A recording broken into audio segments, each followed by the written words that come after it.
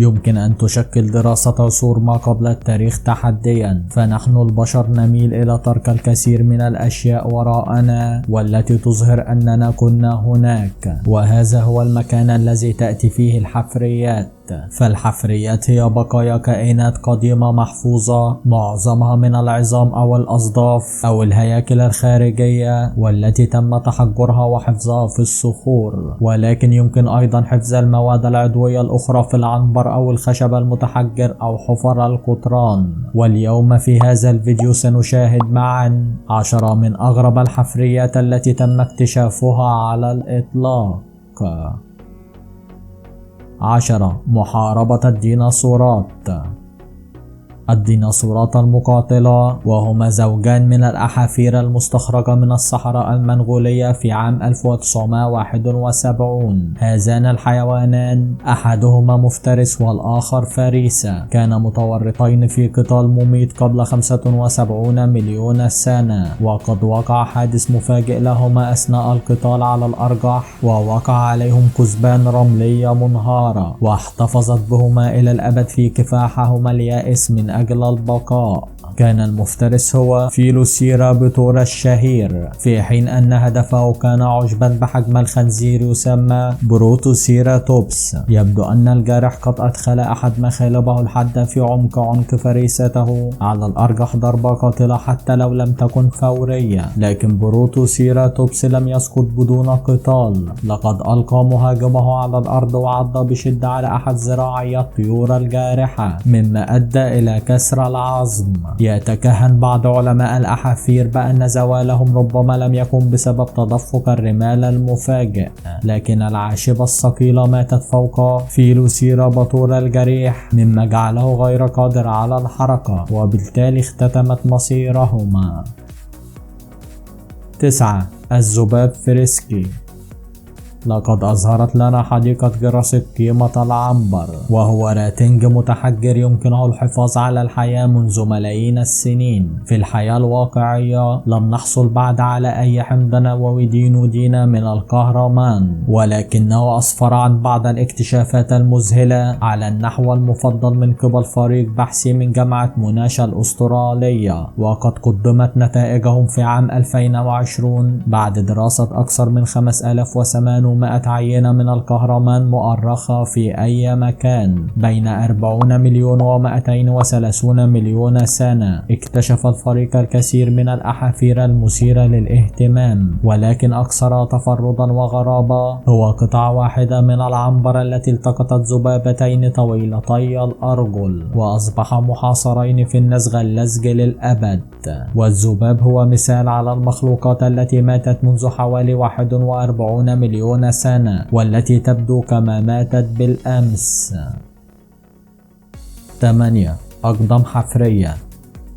عندما يتعلق الأمر بالحفريات لا يوجد عنوان مرغوب أكثر من أقدم أحفورة في العالم، على الرغم من أننا لا نستطيع أن نقول لك على وجه اليقين أي شخص يستحق هذا اللقب نظرا لأنه قابل للنقاش، لكن يمكننا أن نخبرك أي واحد يدعي أنه الأقدم. الحفريات القديمة من جرينلاند التي يزعم أن عمرها 3.7 مليار سنة. الحفريات المعنية عبارة عن تكوينات رسوبية يبلغ ارتفاعها بضعة سنتيمترات فقط بسبب تجمعات بلايين البكتيريا معا. تم العثور عليها في عام 2016 في تكوين صخري قديم من جرينلاند يعرف باسم حزام إسوا جرينستون، وأشاد مؤيد هذا الاكتشاف بأنه أقدم دليل مباشر على الحياة الميكروبية على هذا الكوكب. ومع ذلك ينبع الجدل من حقيقة أن المنتقدين يجادلون بأن التكوينات يمكن أن تظهر من خلال عمليات طبيعية في الظروف المناسبة، لذلك فهي ليست مؤشرا بنسبة 100% على الحياة. ويستمر الجدل، ولكن إذا أثبتت أحافير إسوا أنها أصلية فستكون أقدم ب 220 مليون سنة من أقدم الحفريات المعروفة السابقة والتي تم اكتشافها في غرب أستراليا. 7. دينيسوفان جو.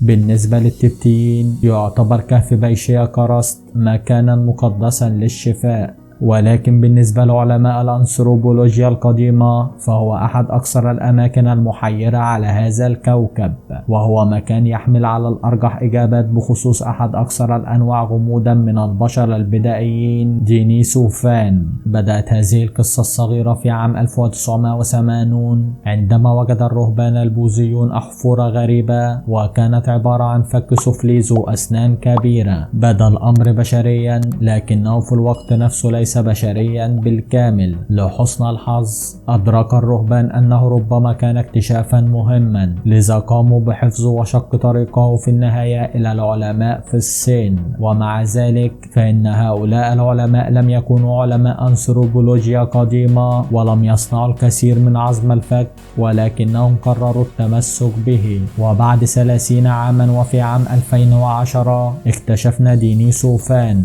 وهو نوع منقرض من البشر يرتبط ارتباطا وثيقا بإنسان نياندرتال، ويعتمد كليا على عدد قليل من العظام الصغيرة الموجودة في كهف في سيبيريا يدعى دينيسوفا. كان ذلك عندما تذكر العلماء عظم الفك الغامض وبدأوا في دراسته. وفي عام 2018 نشروا النتائج التي توصلوا إليها، وقالوا أن الفك السفلي يرجع إلى البشر البدائيين دينيسوفان، وهي ليست فقط أكبر أحفورة دينيسوفان في العالم، ولكنها أيضا الوحيدة المؤكدة التي تم العثور عليها خارج كهف دينيسوفا.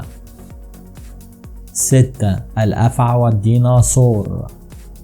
حتى لو كانت بعض الديناصورات آباء وقائيين، يبدو أن السربوديات العملاقة ذات الأعناق الطويلة لم تكن من بينهم. بدلا من ذلك يبدو أن البالغين قد هجروا أعشاشهم بمجرد أن وضعوا بيضهم وتركوا ذريتهم المستقبلية لمصيرهم. تعلم أحد الديناصورات الصغيرة هذا بالطريقة الصعبة، حيث كان على وشك أن يأكله ثعبان عملاق عندما دفنهما الانهيار الأرضي جميعا، مما أدى إلى اكتشاف غير متوقع ومثير للقلق. بعد 68 مليون سنة تم العثور على الحفريات لأول مرة من قبل عالم جيولوجي هندي في عام 1987، وحدد العش على أنه ينتمي إلى السربوديات، وافترض أن جميع العظام الموجودة حولها تنتمي إلى الديناصورات التي تفقس. لم يكن حتى عام 2010 عندما كشف علماء الحفريات الذين درسوا الحفريات أن بعض البقايا جاءت من ثعبان قديم يدعى سينجا هندوس. على عكس أبناء عمومته المعاصرين، لم يستطع هذا الزاحف في عصور ما قبل التاريخ أن يمد فكه على نطاق واسع لابتلاع بيض عملاق. في الوقت نفسه لم يتمكن أيضا من فتح قذائفهم السميكة، إذا ما فعله هو لف البيضة وينتظر حتى تفقس ثم يلتهم الديناصور المولود حديثا. كانت هذه هي الخطة هنا، وكان الثعبان جاهزا للانقضاض على السربود الصغير الذي خرج للتو من قوقعته عندما وقع انهيار أرضي ودفن الفريسة والحيوان المفترس. 5. عش دينو. على الرغم من هوسنا بالديناصورات، هناك العديد من المجالات المتعلقة بحياتهم، وأحد هذه المجالات هو كيف قاموا بتربية ذريتهم. اعتدنا أن نعتقد أن الديناصورات لم تتعرض لأي رعاية أبوية على الإطلاق، بمجرد أن تفقس تكون بمفردها، ومع ذلك فقد تغير ذلك قبل عقد من الزمن عندما اكتشف علماء الحفريات بقايا 15 من الديناصورات المتحجرة كانت تعشش معا. تم اكتشاف الحفريات في منغوليا ويبلغ عمرها حوالي 70 مليون عام، والذين لقوا نهايتهم عندما تم دفنهم تحت الكثبان الرملية القديمة. كان العش كله مستديرا على شكل وعاء وقطرها حوالي 2.3 قدم. تشير حقيقة أن جميع الديناصورات الصغيرة كانت تنمو معا داخل نفس العش، إلى أن بعض أنواع الديناصورات قدمت رعاية الوالدين على الأقل في المراحل المبكرة من نمو ما بعد الولادة. 4. المفترس يصبح فريسة. كان هذا التيروسور يعيش قبل 155 مليون سنة، يبلغ طوله حوالي 20 بوصة، وكان أحد أصغر أمثلة التيروسورات.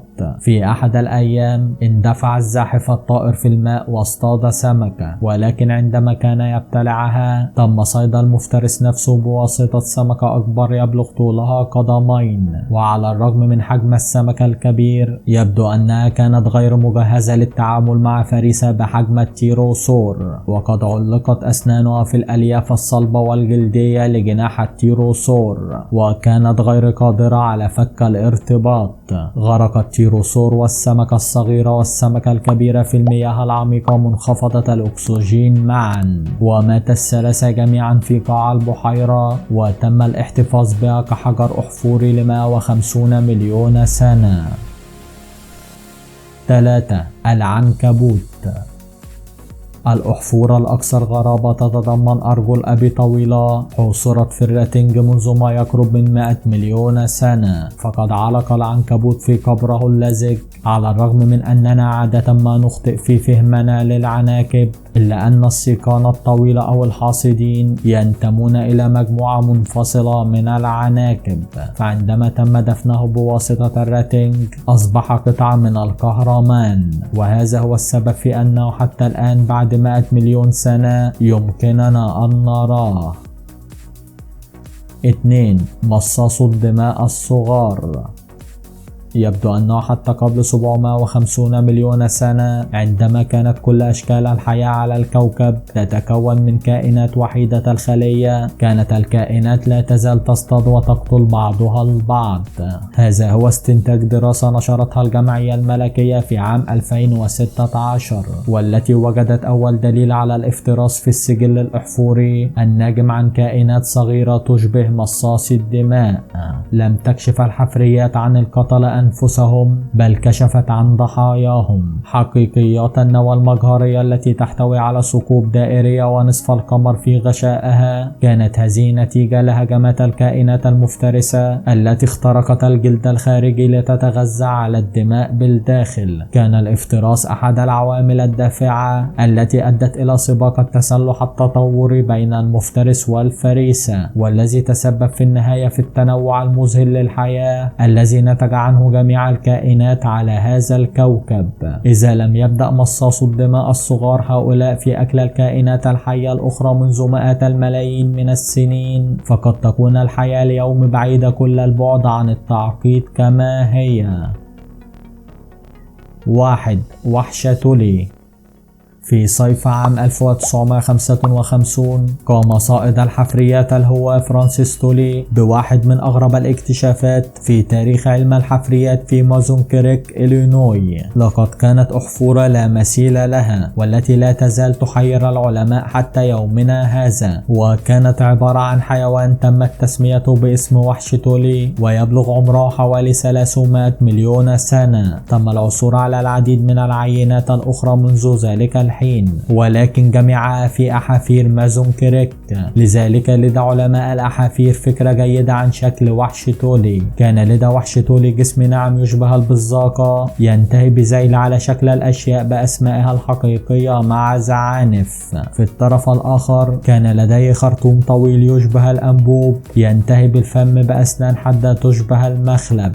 والأغرب من ذلك كله أن العيون كانت على سيقان تقع في منتصف الطريق أسفل الجسم. كان العلماء يدرسون وحش تولي منذ 65 عاما، لكنهم ما زالوا غير متأكدين مما إذا كان من الفقاريات أو اللافقاريات، ناهيك عن نوع العائلة أو الجنس الذي ينتمي إليه. في عام 2016 قدمت دراسة دليلا قويا لتصنيف المخلوق الغريب على أنه من الفقاريات، وهو جزء من نفس سلالة الجلكيات. ومع ذلك ظهرت دراسات أخرى في السنوات التي تلت ذلك والتي تتعارض مع استنتاجاتهم. لذلك تظل أصول وحش تولي الغريب موضوعا غامضا ومثيرا للجدل. شكرا لكم مشاهدي قناتنا الكرام، وإلى اللقاء.